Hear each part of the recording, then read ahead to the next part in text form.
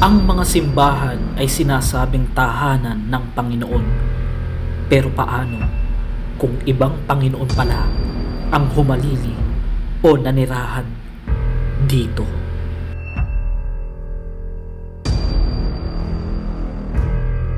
Magsisimba ka pa kaya o tatakbo?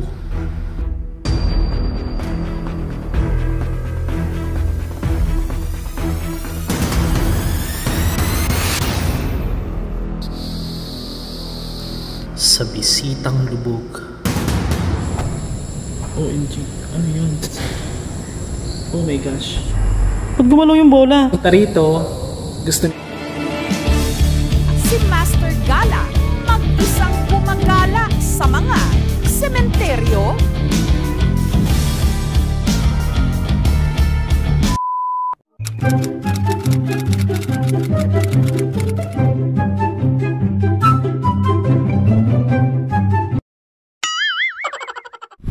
Mga master, eto nandito na po tayo sa isang simbahan na abandonado dito po sa Norsagaray, Bulacan.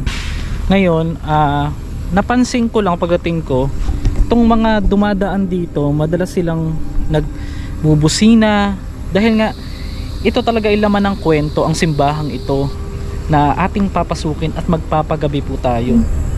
Dito tayo mag-uumpisa, iikutin natin yan hanggang likod.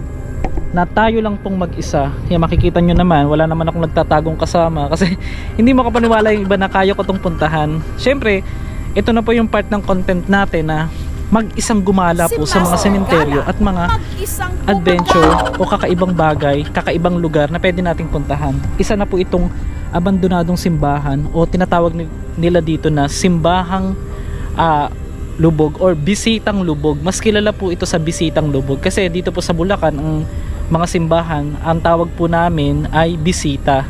Kaya proud Bulakenyo, kung bago ka lang sa channel natin, subscribe ka na para po mga-update ka sa mga bago nating video. So let's go, magpapagabi tayo dito. So nakikita nyo naman, mag-isa ako. Bukod po dun sa maingay na aso na parang Gina G, ay nakaramdam ako ng parang panlalambot ng tuhod pagbaba ko pa lang dito. Ngayon susubukan nating paalisin tong aso kung aalis siya para makapag-vlog tayo ng maayos dun sa ibaba. Kasi minsan yung mga hayop na yan, kayang-kaya pong pakilaman ng demonyo yan mga master.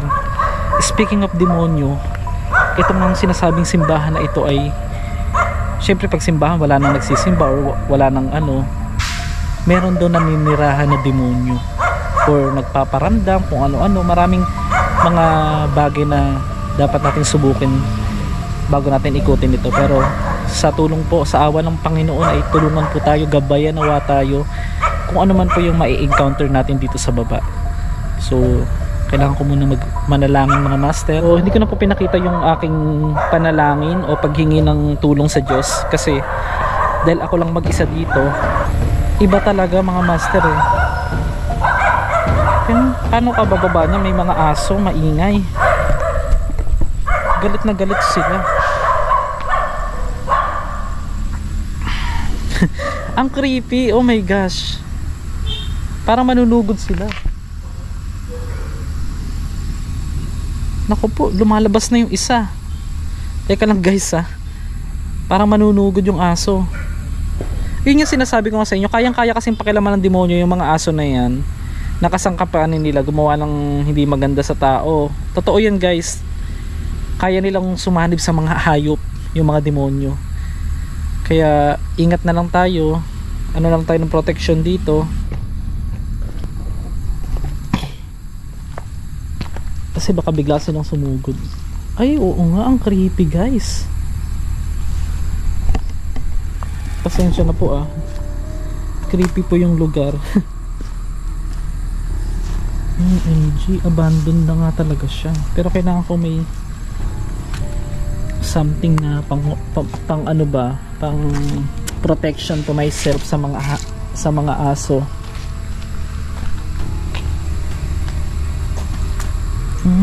Ang lalambot yung ko. Ba't nawala yung mga aso? Anong klaseng Catholic Church siya? So Nakita nyo po na ako lang po ditong mag-isa, wala pa akong ibang kasama mga master. At ito na, ikutin na natin po at magpapagabi tayo mamaya. Nasaan yung mga aso? Ang creepy, ba't nawala sila? Ang lalambot yung tuhod ko. Pero unahin muna natin tong isang to. Ano ba ito? Wait. Meron tayong pambom. Ano ito? Bahay? Bahay ba ito? Teka, check ko nga. Nasa akin ba yung susi? Ayun. Naku, naiwanan ko yata yung susi. Susi ng motor, guys. Tabi po. Ang weird naman, nawala yung... Kinikalabutan ako, bakit nawala yung aso bigla? Saan sila nagpunta? Teka, kukunin ko. Babalik ako saglit yung motor, guys, kasi naiwan ko pala yung susi dun. Sandali. Parang hindi ko kaya magpagabi na. Ang creepy eh. Mag-isa lang. So kayo po, ano po yung sadya nyo rito? Sa ano kami, tourism kami nun. Tourism. Ano pong gagawin niya para i-check? Kasi nakita lang din namin kayo. Actually, Ingat po kayo. ngayon din namin nalaman dun sa vlog. Pero wala kasi kung ano eh, gusto kong masubukan. Ang weird lang kasi kanina pagdating ko may aso. Biglang nawala, yung dalawang asong matapang. Hindi ko alam saan sila nagpunta. Gusto ko ako yung makaka-experience mismo. Vlogger din po ba? Yes, Master Gala from YouTube. Yung mga cemetery. So ito guys, habang magpapagabi tayo, mayroong mga unexpected na pumunta po dito. Dumating sila. Babarkada po kayo? Kakatrabaho po. Magkakatrabaho from tourism. Oo, shoutout po sa mga taga-tourism yan. Ngayon, nag-iikot-ikot daw sila ngayon. Habang nagpapagabi ko, paunahin na lang natin sila muna mag-investigate sa lugar dahil ang sabi nila meron daw silang gagawin na documentation. Mamaya pag wala na sila, pagpatuloy natin yung vlog mga master. Kahit hanggang 8 ganun. Titignan. Gusto ko kasi talagang dapat nga 12 kaya lang medyo ang iniisip ko rito baka may mga adik-adik na. Ayun nga, yung ano din kasi. Motor mo po. Oo, yung mga ganun. Ingat na lang. Sa tao po kayo mag-ingat. Sige. Salamat. Nice meeting you. Ingat. Follow na lang po namin. Salamat. Okay. Ingat. Pauwi na sila mga master. So pwede na tayong pumunta rito. Pero dalhin pa rin natin to dahil baka biglang dumating yung mga aso. Talagang alam mo yung pakiramdam na bibigyan ko lang kayo ng maiksing kwento ayon sa mga napanood ko ding vlog sa simbahan na yan. Yan pala ay itinayo daw between early 1800s ang sinasabi. Pero kasi yung mga design, hindi ko sure kung in-renovate na lang po yan. Pero tignan nyo na lang po, kayo na po ang mag-decide kung ano yung paniniwalaan nyo. Pero ayon nga po sa mga napanood ko din, between 1800s or 1900s, itinayo yung simbahan na yan. Meron niyang mga naririnig dyan na umiiyak na bata, may mga kadenang hinahatak, tapos meron yung mga dating nagsimba daw dyan, nagsisimba, mga madre, may binubuhat daw silang mga rebulto yata na bumibigat. Pagpasok ko ay medyo mainit ang paligid at napansin ko agad ang bolang ito. So ito yung gamit nating camera natin ngayon para mas maliwanag. Meron tayo nakita rito mga gamit. So ibig sabihin parang may tumitira dito.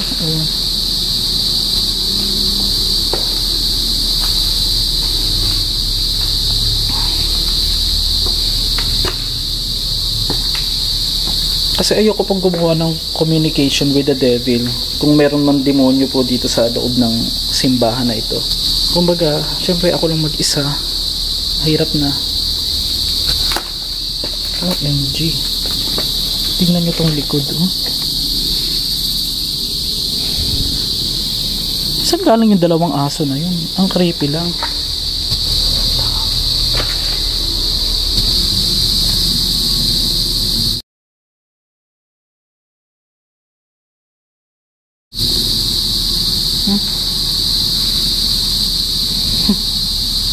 Hindi ko alam kung namalikmata lang ako. Para siyang gumalaw. Ang nilabot ako guys. Tignan nyo kami rito sa park na to.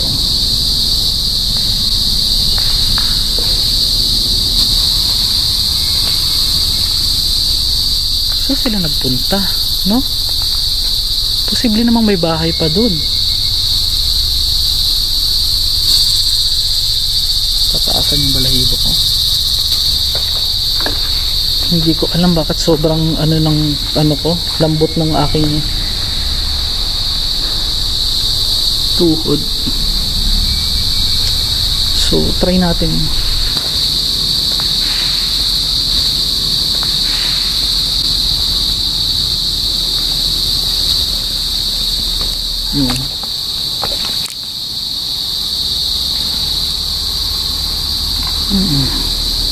Bakit may lutuan?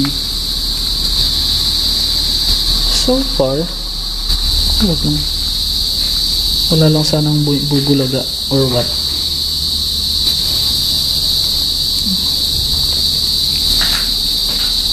Saan nagpunta yung dalawang aso?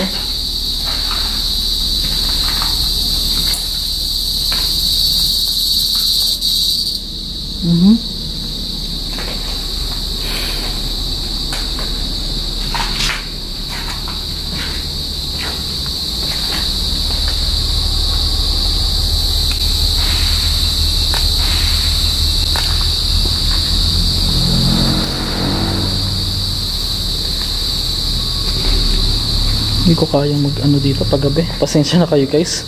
Kung may kasama sana ako okay lang eh. Hindi ko carry. Pero sa kahuli-hulihang pagkakataon bago tayo umalis ay gamitin natin yung gamitin natin yung ating Kung tatanungin niyo ako kasi sa style niya, parang hindi pa ganun kaluma ang simbahang ito. Ang simbahan nga na ito mga master ay sinasabing 1800s pa, 18 to 1900s. Pero kung titignan nyo naman yung style niya, parang na-renovate na or what. Hindi ko na po kaya. Iba na yung ko, ang lalambot talaga yung tuhod ko guys.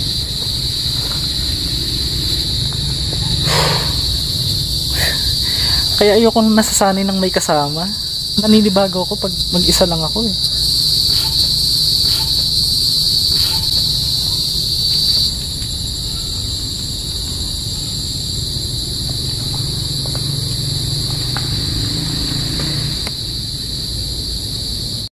Sa bawat sulok ng simbahang ito ay para bang may nakamasid sa akin na palaging nakatingin kung saan man ako magpunta kahit ako lang ang nag-iisa.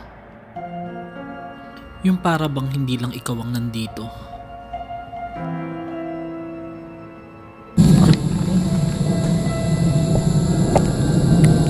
So mga master, ang simbahan daw po na ito ay 10 taon na raw pong sarado at wala na pong pumupunta or nag-worship. So yung iba, merong ibang ayoko na magpagabi, OMG. Yung iba nagpupunta rito, gusto.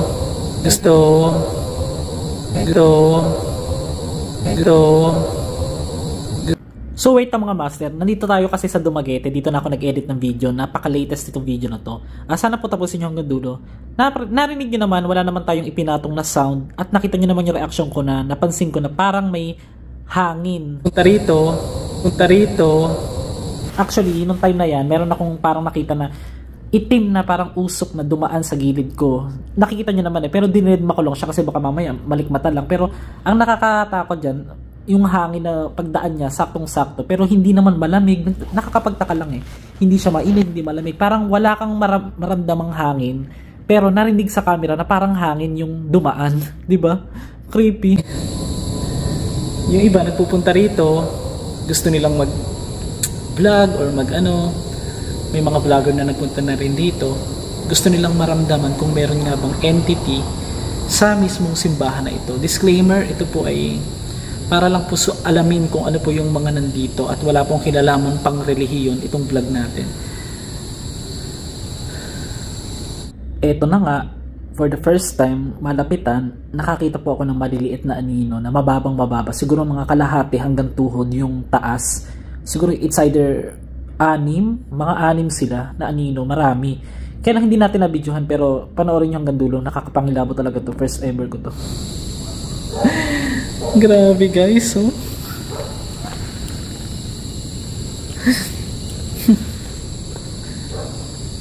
Ngayon lang, dito sa part na to, ito. Yan. Parang gumanon, mabilis lang. Pag isa ka kasi, mag-isa ka lang eh, parang hindi mo talaga ma-imagine. So, narinig nyo? So, habang bago ko magatang dilim, ayoko na po. Ayoko na mag-isa rito. So, bago ko magatang dilim ay... Pero kung iisipin mo, sayang eh, no? Yung mismong lugar, tong mismong kung pwede naman tanggalin na itong mga... Gawin na lang itong tirahan ng mga walang matirahan, di ba? So, let's try. Ipatong natin dito, guys. Para gamitin natin yung ating pang... Ano yun? Parang may parang may kadena akong narinig. I-replay natin. Gamitin natin yung ating pang ang creepy. Ano ba ito? Ano ito? Para saan to? Wallet. Grabe yung kilabot ko dito. May nagbibingo pa?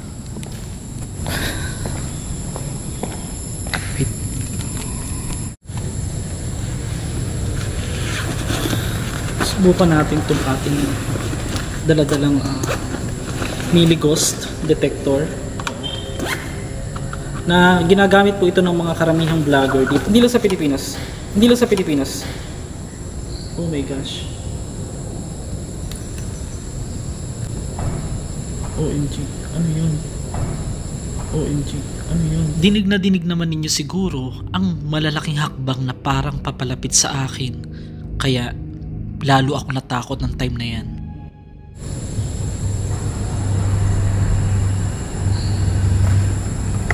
So, ito mapapansin nyo.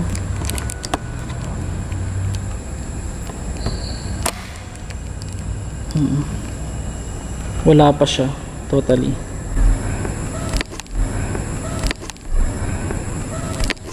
Wala pang kumakarga. Kasi ayan, magkakarga. Oh my gosh. Oh my gosh. Pag gumalaw yung bola. Grabe. Kilabot ko. Mga master, yung time na yan ay yung bola, nakatingin ako dyan sa bola, gumalaw talaga eh. Hindi lang talaga na-caught on cam. Kasi nakapokus yung camera dun sa may bintana. Ngayon, tignan nyo naman, napaka-authentic ng reaction natin. Hindi makuha. Hindi pa focus. Ayan o. Ang tindi naman. Gumalaw yung bola. Hindi ko naman.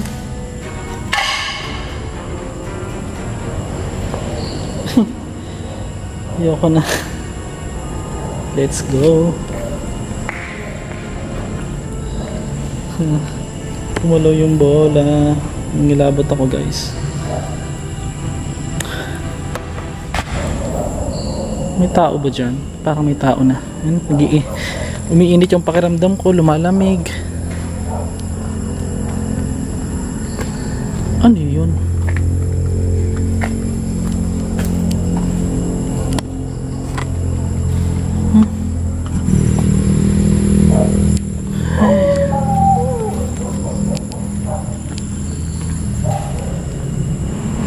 Grabe yung pawis ko dito. Ang creepy talaga eh. May time na kumakarga siya, may time na wala. Ay. Nilabutan ako dun sa bola. Gumalaw yung bola, guys. Titigang mabuti kung papaano parang gumagalaw ang dalawang kamay ng rebultong ito. Hindi ko din ito napansin, pero tignan nyo na lang sa videong ito.